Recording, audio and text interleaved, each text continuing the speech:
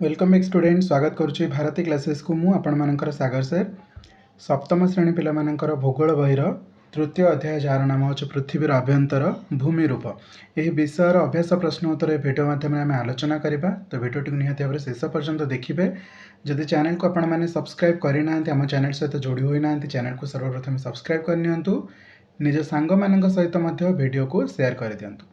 जदि यही विषय परिवर्ते आपण को कौन से विषय भी क्वेश्चन आंसर दरकार क्वेश्चन बा विषय को भल भाव बुझार अच्छी कमेंट सेक्शन में जनातु से विषय मुझे नहीं आसबि। ओके तो चलते एवं अभ्यास प्रश्न उत्तर बा अभ्यास कार्यर प्रश्न उत्तर गुड़िक करवा। प्रथम प्रश्न कौन पचारि निम्नलिखित प्रश्न गुड़िकर उत्तर दियो। महादेशीय संचलन कौन अटे? महादेशीय संचलन कौन अटे? तो चलते आंसर जानिबा।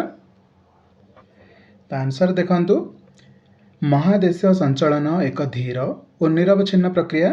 भूविज्ञानी मानक मतरे अश्ममंडल केतेक विशाल पटल बा प्लेट रे विभक्त।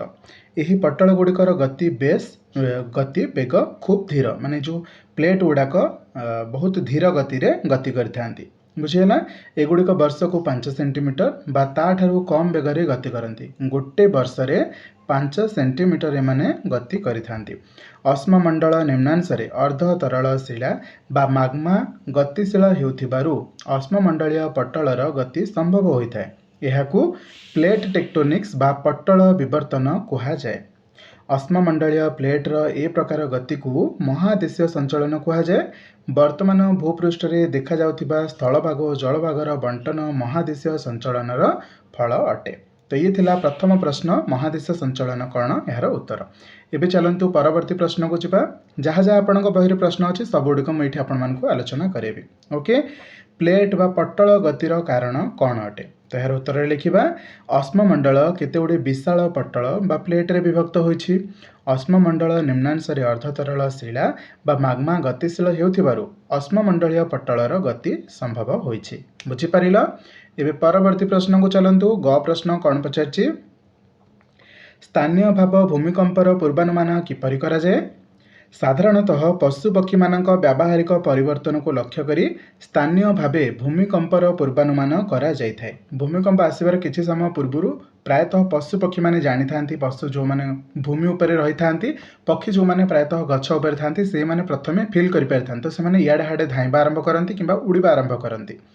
जथा पुष्करिणी रे माछ आंदोलित हेबा, साप गातरु पदाकु बाहरी आसिबा, गाय गोरु माने हठात बोबाली छाड़िबा, इवेन पक्षी माने इयाडे साडे की उड़ीबा। बुझीगला। एई भली भाबरे आमे जानि परिबा भूमिकंपर पूर्वानुमान। परवर्ती प्रश्न स्तरच्युत काहाकु कहा जाए?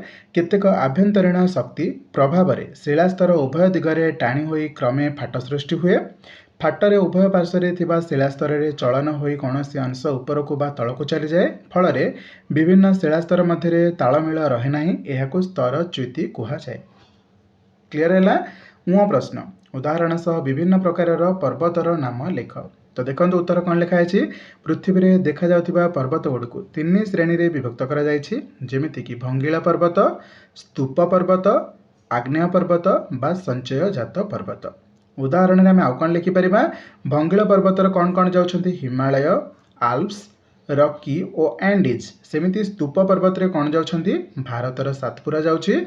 आग्नेय पर्वत बा संचय जात पर्वत रे कौन जाउछि? जापान रो फुजियामा। ओके परवर्ती प्रश्न को चलंतु। च प्रश्न मालभूमि काहाकु कहा जाए?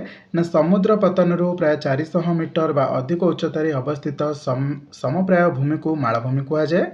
चारि पाखर समतल भूमि एगुड़िक तीख भावे ऊपर को उठी थांती और एगुड़िकर पार्श्व अधिक ढालु विशिष्ट।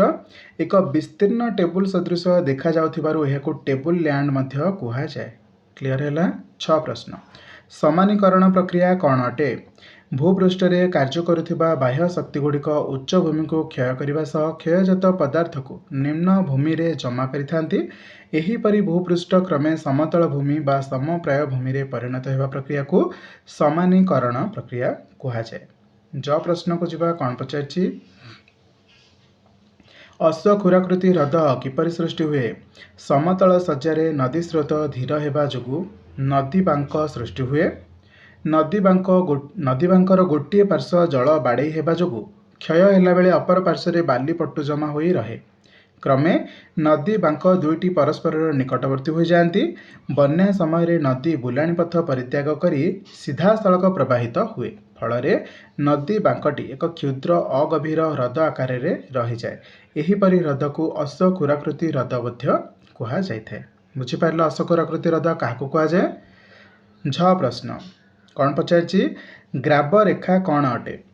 देख पिला माने हिमबाह बोही आणुथिबा भिन्न भिन्न आकृतिर शिलाखंड को यार पार्श्व तथा अग्रभागे जमा कर दिए। यही संचित भूमि रूप को ग्राब कहुए। एगुड़िक हिमबाहर पार्श्व रेखा सदृश लंबी रही एगुड़ी ग्राब रेखा कहुए। क्लियर है समस्तंकर। परवर्ती प्रश्न निय प्रश्न बालुका स्तूप किपरि सृष्टि हुए। मरुभूमि रे पवन बोही नेउथिबा बाली पवन माध्यम जो बाली गुड़ाक गोटे स्थान आ गोटे को जाए तो युड़ाक प्राय मरुभूमि होता है। तो मरुभूमि रे पवन बोही नेउथिबा बाली और धूलिकणा आदि को यार बेग ह्रास पाइले जमा करे।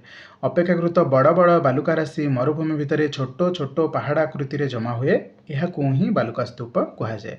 क्लियर अच्छी।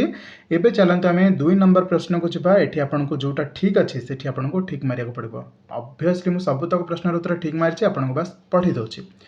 केउटी एक द्वितीय श्रेणी भूमिरूप अटे ना मही सोपान एक द्वितीय श्रेणी भूमिरूप अटे। परवर्ती प्रश्न केउटी पृथ्वीर त्वरिक चलन जोगु होइथाय ना अग्नि उद्गीरण पृथ्वीर त्वरिक चलन जोगु होइथाय। केउ नदीटी एक ग्रस्त उपत्यका दे प्रवाहित होइछि। नर्मदा नदीटी एक ग्रस्त उपत्यका दे प्रवाहित होइछि। उत्तर अमेरिका केउ पुरातन भूखंडर अंश थिला। आंगारा लैंडर अंश थिला कोटा उत्तर अमेरिका। भूमिकंप उत्पत्ति स्थल को कौन कहुए। भूमिकंप उत्पत्ति स्थल को केंद्र कहुए। अश्वक्षुराकृति ह्रद केउठी देखा जाए। नदी उपत्यकार अश्वक्षुराकृति ह्रद देखा जाए। नेक्स्ट छत्तुशिला कहा द्वारा सृष्टि हुए। छत्तुशिला पवन द्वारा सृष्टि हुए। केउटी सामुद्रिक तरंग द्वारा सृष्टि हुए। बेलाभूमि सामुद्रिक तरंग द्वारा सृष्टि हुए। पट्टु व्यजन पहाड़र केउ अंश सृष्टि होता है। पाद देश सृष्टि होता है। चूर्णपथर अंचल भूपृष्ठस्थ शुष्क नदी उपत्यका को कौन कहुए। चूर्णपथर अंचल भूपृष्ठस्थ शुष्क नदी उपत्यका को अदृश्य उपत्यका कहुए। चूर्णपथर अंचल भूपृष्ठस्थ शुष्क नदी उपत्यका को कौन कहुए। अदृश्य उपत्यका कहुए। क्लियर अच्छी। ये चलतु परवर्ती प्रश्न को जब ये आपन को क स्तंभ सहित ख स्तंभ मिसेवा को कही। तो प्रश्न देखु आपण बही रे जहाँ प्रश्न देछि ताकू सजाड़ी के उत्तर बनई सारी मुझे अलरेडी बस आपन को सीधा गार पकड़ पड़ो। हिमबाह बरफ स्रोत आपण बही रे एटा उल्टा उल्टी देछि हैला। देखुना मु सजाड़ी ख अच्छी प्रथमे तापरे घ तापरे क तापरे उ तापरे च ग मुझे को अलरेडी सजाड़ी देछि। आपण बही रे क ख ग घ उ देछि किंतु आमे याको सजाड़ी देछु हैला। हिमबाह बरफ स्रोत त्रिकोण भूमि नदी बेलाभूमि उपत्यका बालुका स्तूप कौटी रही था कही पवन द्वारा बोही जाए। मरुभूमि रे जलप्रपात कठिन शिला उभाला भूतल जल। यही भाव में 3 नंबर प्रश्न उत्तर आम मैंने आलोचना कर सारी। एवं चलतु 4 नंबर प्रश्न को जावा। ये आपन को किसी कारण दर्शा प्रश्न पचार बही रे। चलतु प्रथम प्रश्न पचार समतल सज्जार नदी बांक सृष्टि हुए यार कारण कौन अटे। तो देखंतु समतल सज्जार ढालू कम थिबारु नदी स्रोत धीर हुए। सामान्य बाधा पाइले नदी गति परिवर्तन करी अंका बंका पथरे प्रवाहित होता है। तेणु समतल सज्जार नदी बांक सृष्टि होता है। बुझीगला। द्वितीय प्रश्न केतेक शिला छत्तु आकृतिर मरुभूमि रे भूपृष्ठरु अल्प किछि उच्चतार पवन अधिक क्षय करिथाए। उच्चता बढ़िबा सह बालीर परिमाण कम रहुथिबारु क्षय शक्ति कमी जाइथाए। फल मरुभूमि मानकरे छत्तु आकृतिर भूमि रूप सृष्टि होता है। यार आधार भूमि अपेक्षाकृत प्रशस्त अटे। मझी अंश सरू अटे एवं उपर अंश प्रशस्त होता है। यह छत्तुशिला बा मशरूम रॉक कहुए। कौन कहुए। छत्तुशिला बा मशरूम रॉक कहुए। यार आधारटा भूमि अपेक्षा कौन होता है प्रशस्त होता है। मझी अंशटा सरू होता है उपर अंशटा प्रशस्त होता है। तेणु यहाँ आम कौन कही था छत्तुशिला बा मशरूम रॉक। सामुद्रिक गुंफा स्टंप रे परिणत हुए कारण दर्शा ना समुद्र भीतर को लंबी जाइथिबा पहाड़र उभय पार्श्व तरंग अनवरत बाड़े हुई गुंफा सदृश भूमि रूप सृष्टि करिथाए जहाको सामुद्रिक गुंफा कहुए। ପରେ ଏହି ଗୁମ୍ଫା परस्पर सह मिसी तोरण सदृश भूमिरूप सृष्टि करे जहाको सामुद्रिक तोरण कुहाଯାଏ।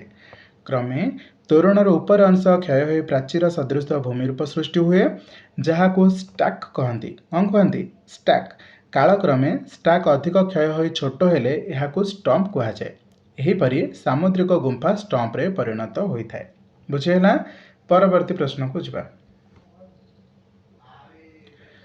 परवर्ती प्रश्न कौन पचारछि? भूमिकंप जोगु कोठाघर भांगी जाए। कारण दर्शाओ ना कौन सी स्थान रे भूमिकंप हेले भूकंप केन्द्रରୁ विपुल परिमाणर शक्ति तरंग आकार रे चतुर्दिग को गति करी भूपृष्ठर उपकेन्द्र सर्वाधिक क्षयक्षति करे। 6.0 माने 6.0 मानर भूमिकंप क्षेत्र रे कोठाघर भांगी जिबा सह बहु क्षयक्षति होइथाए। बुझिपारिल? परवर्ती प्रश्न स्तरच्युति जोगु ग्रस्त उपत्यका सृष्टि हुए। कारण दर्शाओ। कारण होची आभ्यंतरीण शक्ति प्रभाव रे शिलास्तर मध्य स्तरच्युति होइथाए। स्तरच्युति फल केतेक क्षेत्र में दुईटी च्युतिर मध्यवर्ती अंश दबी जाई ग्रस्त उपत्यका सृष्टि करिथाए। ओभरअली आमे माने प्राय सब प्रश्नर उत्तर को आलोचना कर सारी।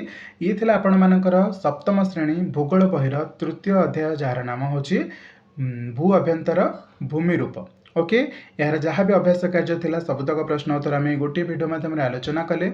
ये विषय रे जदि किसी भी कौन क्वेश्चन को लेकिन डाउट आसूची मते कमेंट सेक्शन में जणाई पारे जहाँ को स्पेशल गोटे सुंदर वीडियो बन के आपण सब डाउट को दूर करनेबी। ओके, देखा एक नुआ video. Thank you so much पिला माने वीडियोटी को शेष पर्यंत देखिथिबारु। बट जीवा पूर्व चैनल को सब्सक्राइब करनियंतु निज सांग मानक सहित वीडियो को मध्य शेयर कर दियंतु। ओके, चलंतु देखा परवर्ती वीडियो रे। Thank you.